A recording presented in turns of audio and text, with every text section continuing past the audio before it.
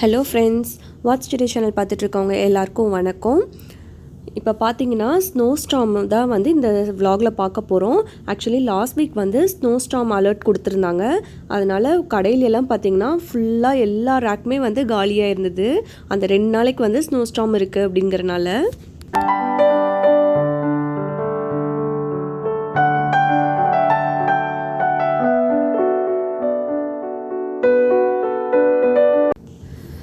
இந்த பனிமலை பார்த்தீங்கன்னா 10-12 இன்ச்சு போல் வரும். அதனால் ரொம்பவே கேர்ஃபுல்லாக இருங்க அப்படிங்கிற மாதிரிலாம் அலர்ட் கொடுத்துருந்தாங்க.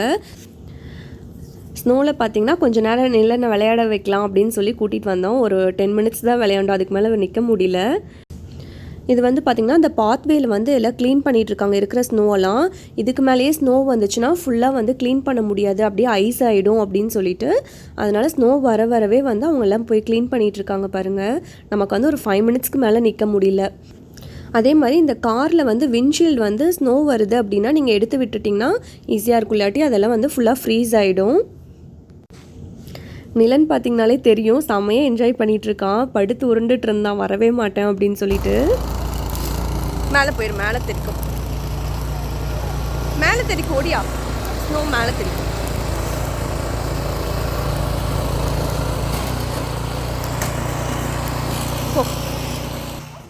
பாத்வே மட்டும் க்ளீன் பண்ணாமல் அந்த அப்பார்ட்மெண்ட்டுக்கு ஸ்டெப்ஸ் எல்லாம் போகும் பாருங்கள், அதெல்லாமே இந்த ஷவல் வச்சு க்ளீன் பண்ணிட்டு போகிறாங்க. அது இல்லாமல் ரோடு எல்லாமே வந்து ஃபுல்லாக க்ளீன் பண்ணிடுவாங்க.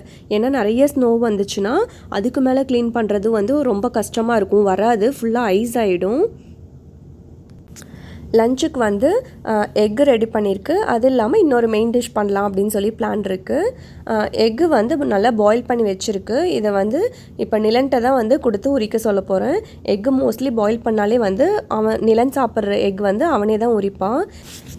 இந்த எக் பீல் பண்ணுறனால வந்து குழந்தைங்களுக்கு வந்து அந்த ஃபைன் மோட்டார் ஸ்கில் டெவலப் ஆகும். அதே மாதிரி ஒரு இதில் ஃபோக்கஸ் பண்ணி அது உரிப்பாங்க. ரொம்பவே பிடிச்சி தான் அவன் எப்போதுமே பண்ணுவான். ஸோ மோஸ்ட்லி அவன் எக் சாப்பிட்றான் அப்படின்னாலே அவனே பீல் பண்ணி தான் சாப்பிடுவான். இப்போ லஞ்ச் பார்த்திங்கன்னா ஒரு சூப்பரான டிஷ் வந்து ரெடி பண்ணலாம். மட்டன் கீ ரோஸ்ட் பண்ணலாம் அப்படின்னு சொல்லிட்டு. ஸோ ஃபஸ்ட்டு குக்கரில் வந்து நான் நெய் எடுத்துக்கிட்டேன். நம்ம கீ ரோஸ்ட் அப்படிங்கிறதுனால கொஞ்சம் கீலையே பண்ணுறப்ப தான் வந்து அந்த டேஸ்ட் நல்லாயிருக்கும். அதனால் ஃபஸ்ட்டு கீ எடுத்தாச்சு. அதுலேயே வந்து இஞ்சி பூண்டு பேஸ்ட் வந்து ஒரு டேபிள் ஸ்பூன் போல் ஆட் பண்ணியாச்சு.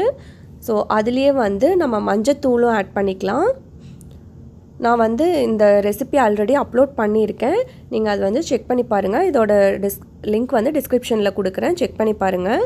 ஸோ மஞ்சள், இஞ்சி பூண்டு பேஸ்ட்லாம் வந்து நல்லா இப்போ வணக்கிக்கலாம். அதில் வந்து நல்லா கழுவி வச்சுருக்கிற மட்டன் பீஸ் ஆட் பண்ணலாம். நான் வந்து போன்லெஸ் மட்டன் தான் வந்து ஆட் பண்ணியிருக்கேன். இது வந்து ஒரு 1/2 கிலோ போல் இருக்கும். இதுலேயே வந்து தேவையான அளவு உப்பு ஆட் பண்ணிக்கலாம். உப்பு ஆட் பண்ணி ஒரு 2 மினிட்ஸ் வந்து நல்லா இந்த நெய்யோடு வந்து இந்த மட்டன்லாம் வந்து வணக்கி விடுங்க. ஸோ இப்போ நல்லா வணக்கி விட்டாச்சு. இதில் வந்து தண்ணி ஊற்றிக்கலாம். தண்ணி வந்து நிறையா ஊற்றக்கூடாது, ஒரு 1/2 கப் போல் ஊற்றுனீங்கனாலே போதும். ஏன்னா நம்ம வந்து இது கிரேவியாக பண்ண போகிறதில்ல, அதனால் நம்ம கொஞ்சமாகவே தண்ணி ஊற்றி அதை நல்லா வேக வச்சுக்கலாம். குக்கர் மூடி போட்டு அந்த வெயிட் போட்டு ஒரு 4 விசில் போல் விட்டுக்கலாம். இதே எலும்பு பீஸ் யூஸ் பண்ணுறீங்க அப்படின்னா விசில் கொஞ்சம் சேர்த்து விட்டுக்கோங்க. இப்போ மட்டன் வேகிறதுக்குள்ளே நம்ம கீ ரோஸ்ட்டுக்கு தேவையான மசால் வந்து ரெடி பண்ணிக்கலாம்.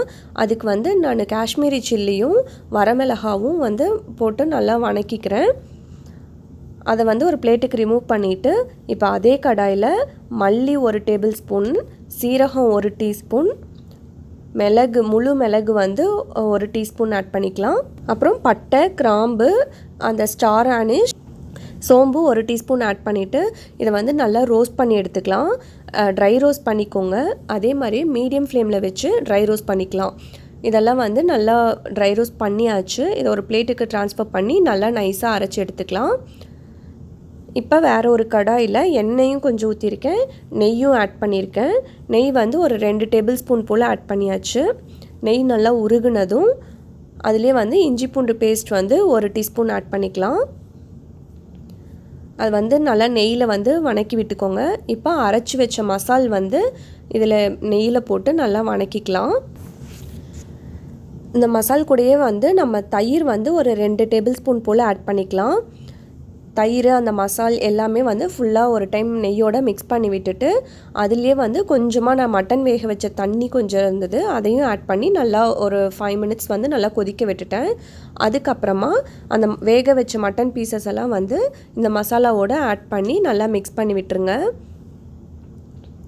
ஸோ கொஞ்சம் வந்து லிக்விடாக தான் இருக்கும். நம்ம நல்லா அந்த மசாலெலாம் வந்து ஒரு 5 மினிட்ஸ் நல்லா மூடி வச்சு வேக விட்டோம்னா நல்லா ஒரு திக்கான கன்சிஸ்டன்சி வந்துடும். நல்லா அந்த கீ ரோஸ்ட் மாதிரி வந்துடும். பாருங்கள், நல்லா கொதிச்சு வருது. அந்த நெய் எல்லாமே வந்து அந்த மட்டன்லேருந்து பிரிஞ்சு வந்திருக்கு. ஸோ பார்க்கவே வந்து சூப்பராக இருக்குது. நமக்கு வந்து மட்டன் கீ ரோஸ்ட் சூப்பராக ரெடி ஆகிடுச்சு. இதுலேயே வந்து அந்த கொத்தமல்லி தலையும் தூவி விட்டு நல்லா ஒரு டைம் மிக்ஸ் பண்ணி விட்டுடலாம். பாருங்கள், தண்ணி வந்து நீங்கள் நிறையா ஊற்றுனீங்கன்னா உங்களுக்கு இந்த மாதிரி கிடைக்காது. நமக்கு சூப்பராக ஒரு கீ ரோஸ்ட் வந்து மட்டன் கீ ரோஸ்ட் வந்து ரெடி ஆகிடுச்சு. அப்படியே சர்வ் பண்ணலாம். இன்றைக்கி லன்ச் வந்து ஒரு ஹெவி லன்ச்சுன்னு கூட சொல்லலாம். அப்படியே சர்வ் பண்ணலாம் மட்டன் கீ ரோஸ்ட்டை. அப்படியே இந்த ஸ்னோக்கு வந்து நல்லா சுட சுட வந்து ஒரு நான்வெஜ் சாப்பிட்றப்ப வந்து அந்த சுகமே தனி தான். பருப்பு குழம்பு வந்து நம்ம மார்னிங் பிரேக்ஃபாஸ்ட்டுக்கு வச்சுருந்தோம். ஸோ அதே அப்படியே லஞ்சுக்கும் வச்சுக்கலாம் அப்படின்னு சொல்லிட்டு, அதுவும் அந்த புளி தொக்கு, அதாவது மிளகு தக்காளி பழம் இருக்குல்ல, அதில் வந்து அந்த புளிக்குழம்பு வச்சுருந்தேன். ஸோ அதுவும் முட்டை இதோட ஒரு சூப்பரான லஞ்ச் வந்து சாப்பிட்டாச்சு. இது வந்து அதே அன்னைக்கு ஈவினிங் பார்த்திங்கன்னா அப்படியே ஃபுல்லாக இன்னுமே ஸ்னோ வந்துட்டு தான் இருந்தது. இந்த ஸ்னோவில் வந்து ஒரு பக்கத்தில் ஒரு குட்டி ட்ரைவ் போயிட்டுலாம் அப்படின்னு சொல்லிட்டு தான் கீழே வந்தோம். பார்த்தா அப்படியே ஸ்னோ மறுபடியுமே கொஞ்சம் லைட்டாக வந்துட்டு தான் இருந்தது, நிற்கவே இல்லை. சரி பொறுமையாக போகலாம் அப்படின்னு சொல்லிட்டு ஹஸ்பண்ட் காரில் க்ளீன் பண்ணிகிட்டு இருந்தார்.